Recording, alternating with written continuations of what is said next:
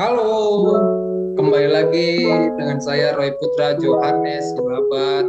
Saya dari kelompok 1 nomor 26. Nah, saya peserta Latsar CPNS Kementerian Pertahanan golongan 2, gelombang 4 tahun 2021. Nah, di sini saya mau menjelaskan mengenai Learning Journal Komitmen Mutu. Nah, kita langsung saja ke dalam materinya. Komitmen mutu itu terdiri dari dua kata. Yang pertama adalah komitmen dan yang kedua adalah mutu. Komitmen itu apa? Komitmen adalah suatu individu atau kelompok yang melakukan janji terhadap pekerjaan melalui proses perbuatan yang dilakukan. Mutu adalah suatu standar memiliki kelayakan melalui ciri atau sifat. Maka dari dua kata ini dapat disimpulkan komitmen mutu adalah suatu tindakan ataupun perbuatan yang dilakukan suatu individu atau kelompok yang berdasarkan standar yang memiliki kelayakan dalam lingkup pekerjaan atau lingkup pelayanan publik.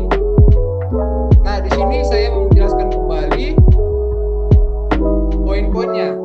Di dalam komitmen mutu dibutuhkan 4 poin tindakan. Yang pertama adalah efektivitas, yang kedua efisiensi, yang ketiga inovasi, yang keempat adalah mutu.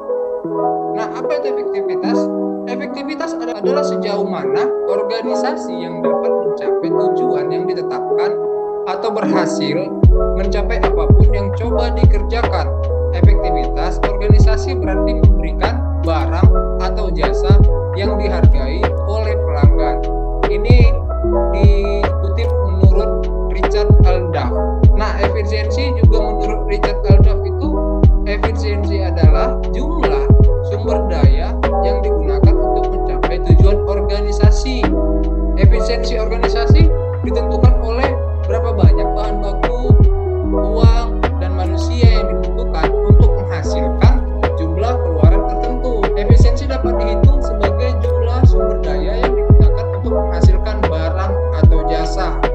Kemudian menurut Richard Aldaf, inovasi adalah cara utama di mana suatu organisasi beradaptasi terhadap perubahan-perubahan di pasar, teknologi, dan persaingan. Nah, yang terakhir, menurut Edward Deming, mutu adalah apapun yang menjadi kebutuhan dan keinginan konsumen. Nah, kita lanjut lagi ke dalam materinya. Nilai-nilai dasar orientasi mutu. Ada beberapa, ada 6 ya. Yang pertama, komitmen pada kepuasan customer. Yang kedua, melayani dengan hati. Yang ketiga, perbaikan berkelanjutan melalui berbagai cara, antara lain pendidikan, pelatihan, pengembangan ide kreatif, kolaborasi, dan benchmark. Keempat, cepat, tepat, ramah. Yang kelima, melindungi dan mengayomi. Yang keenam, pendekatan ilmiah dan inovatif dalam pemecahan masalah dan pengambilan keputusan. Nah, kita masuk lagi di poin selanjutnya mengenai strategi pelaksanaan manajemen mutu. Ada 10 ya. Yang pertama, menyusun program kerja jangka panjang yang berbasis mutu. Yang kedua, membangun mindset pegawai terhadap budaya mutu. Yang ketiga, mengembangkan budaya kerja yang berorientasi mutu, bukan sekedar melaksanakan tugas rutin dan sebagai formalitas menggugurkan kewajiban. Yang keempat itu, meningkatkan mutu proses secara berkelanjutan agar dapat menampilkan kinerja yang lebih baik dari waktu ke waktu. Yang kelima, membangun komitmen pegawai untuk jangka panjang. Yang keenam, membangun kerjasama kolegial antar pegawai yang dilandasi kepercayaan dan kejujuran.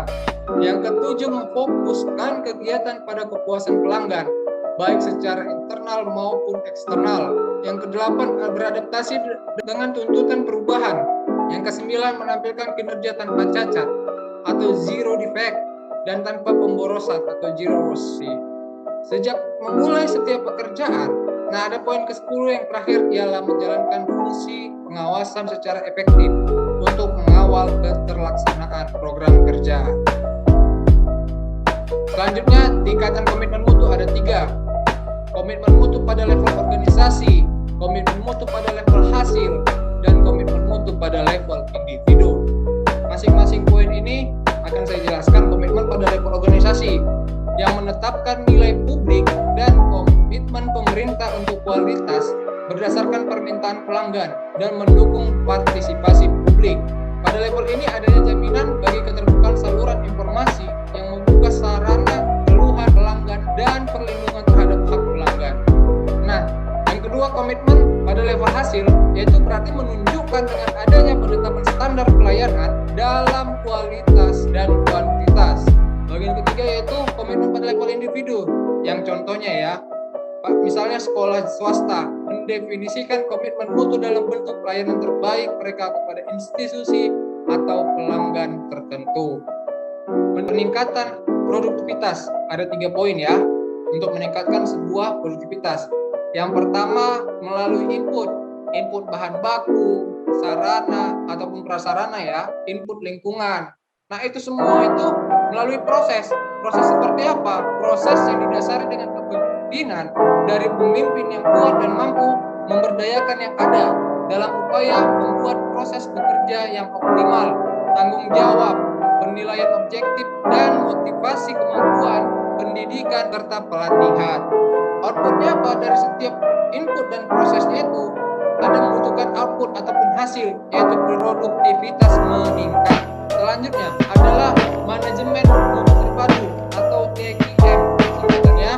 Yang dimaksud TQM itu apa? Kegiatan perbaikan berkelanjutan yang melibatkan setiap orang dalam organisasi melalui usaha yang terintegrasi secara total untuk meningkatkan kinerja.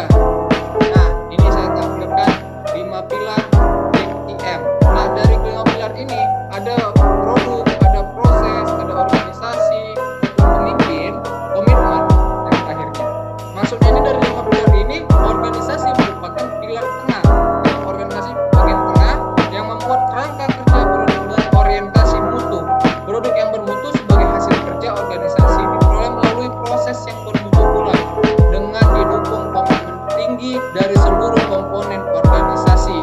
Organisasi tidak akan dapat dicapai targetnya kelembagaan secara efektif, efisien, dan inovatif tanpa adanya pemimpin yang kuat dan kredibel.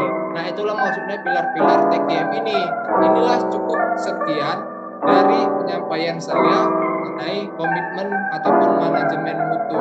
Terima kasih sudah menonton video saya. Akhir kata saya ucapkan terima kasih.